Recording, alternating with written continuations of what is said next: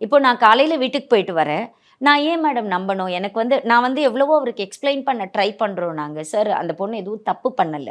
அவ வந்து அ எல்லாத்துக்கும் சேட் பண்ணியிருக்கா. அவங்க கூட அவர் வந்து ஒரு ஃப்ரெண்ட்லியான சேட்ல தான் அவங்க இருந்திருக்காங்க. அவங்க வந்து பட் அந்த சேட்டுக்கான மீனிங்க வந்து அவரால அக்செப்ட் பண்ணிக்க முடியல. அவர் என்ன சொல்றாருன்னா, "நீங்க சொல்றீங்க. நீங்க ஒரு அட்வொகேட்டு.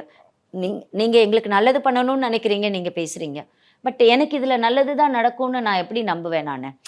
நான் இப்போ அவரு எப்படி பார்க்குறாரு அப்படின்னா, "அவன் யாரு? அவன் கேரக்டர் என்ன? எனக்கு தெரியாதுல்ல.